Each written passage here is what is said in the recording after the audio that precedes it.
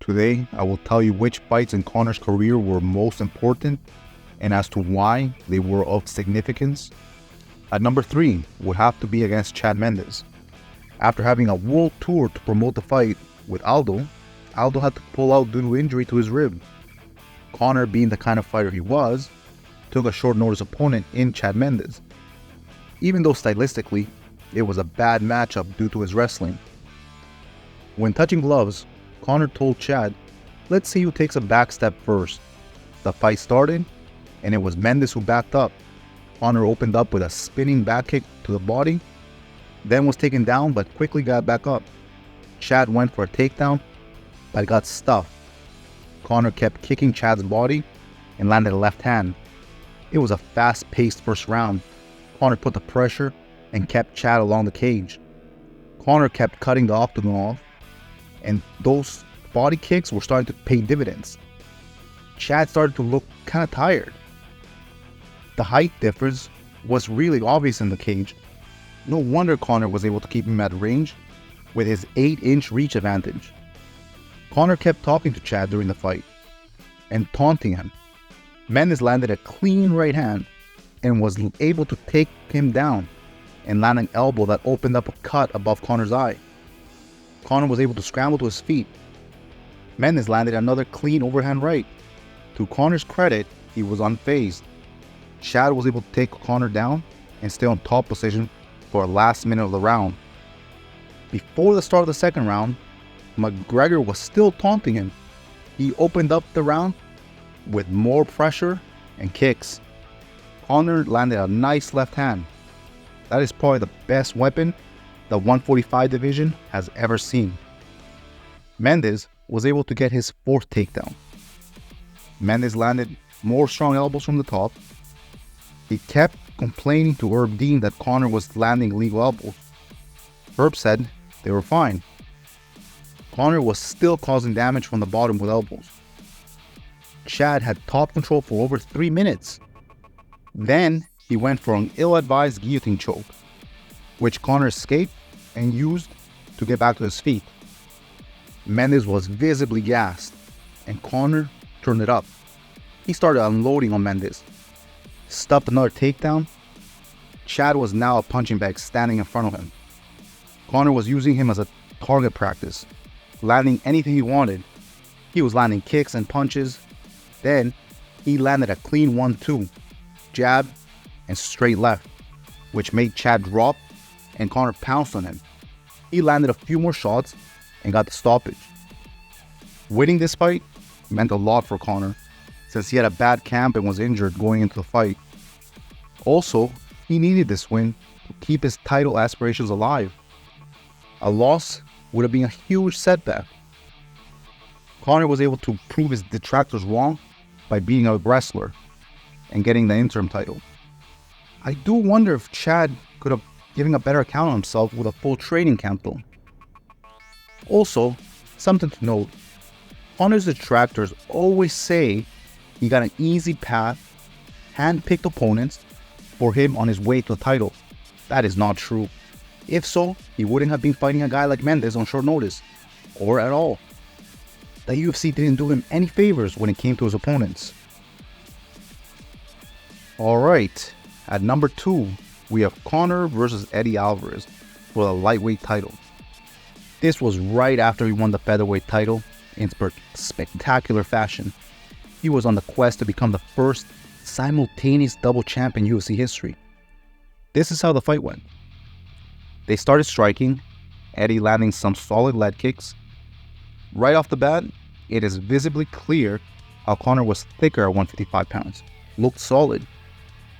Conor was keeping Eddie at range, keeping his left hand extended like a yardstick. A minute in, Eddie overextended and got tagged by a McGregor left, which dropped him. It's like McGregor had a force field, an invisible wall in front of him, which Eddie could not get past.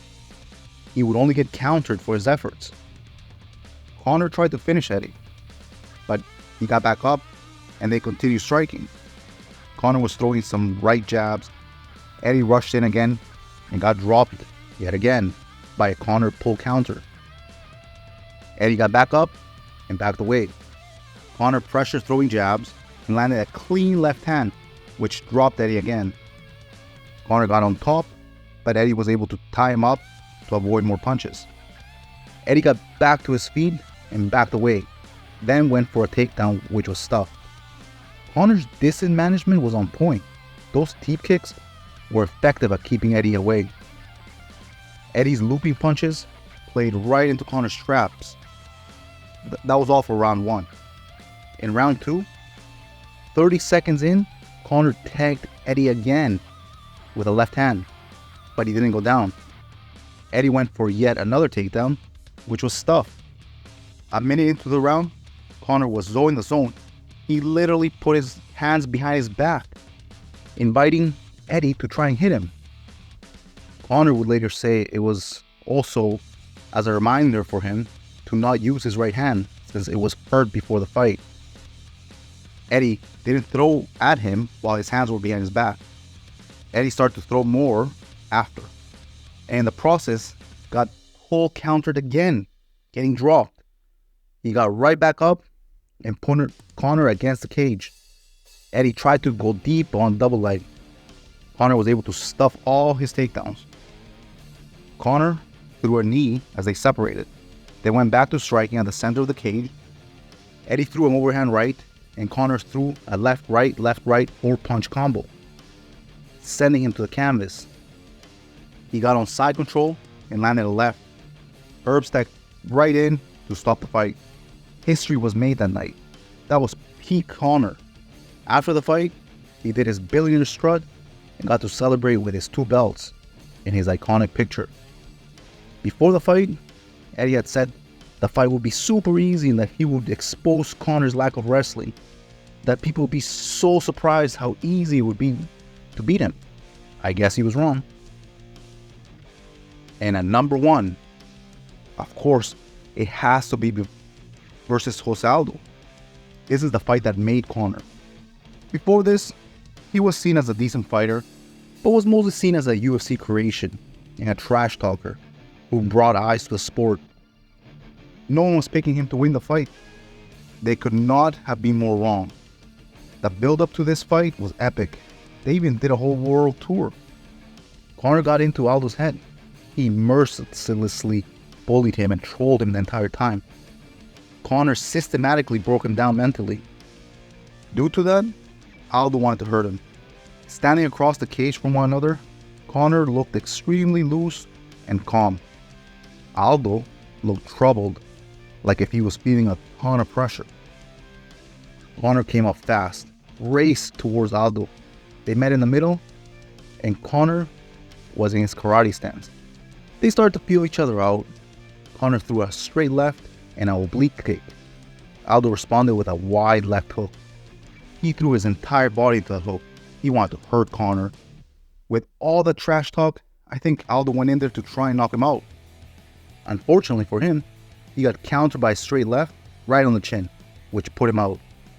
Interesting though, as he was going down, since he had already thrown the left hook, it still managed to hit Conor, even though Aldo was out. Conor then got on top and threw a few hammer fists, and the referee stopped the fight in just 13 seconds. To this day, it's the fastest title fight knockout/finish. Aldo didn't know what happened, and Conor had just become the biggest star in MMA.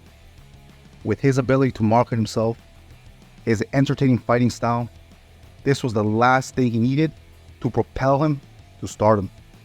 By beating a dominant champ, it gave him credibility. Aldo hadn't been beaten in 10 years and was pound for pound. That is the kind of marquee win Conor needed. He needed to get a belt. After the fight, Conor tried to cheer up Aldo. In his post-fight speech, he actually was kind to Aldo, saying he was a phenomenal champion, that he felt for him, even saying he would have liked the fight to go longer. Conor also said Aldo was powerful and fast, but that precision beats power and timing beats speed, which is true. If people think that KO was lucky, they are wrong. It just happened so fast. Conor was practicing that exact same KO sequence backstage before the fight, He mimicked how Aldo would come in, aggressive, and he would counter him with the left. It was all part of the game plan. He would have gotten that KO eventually. At 145 pounds, I don't think anyone could take the left hand. Alright guys, that is my list. Tell me in the comments below, what do you think? Do you think I should have included any other of Conor's fights instead? I will respond to all your comments.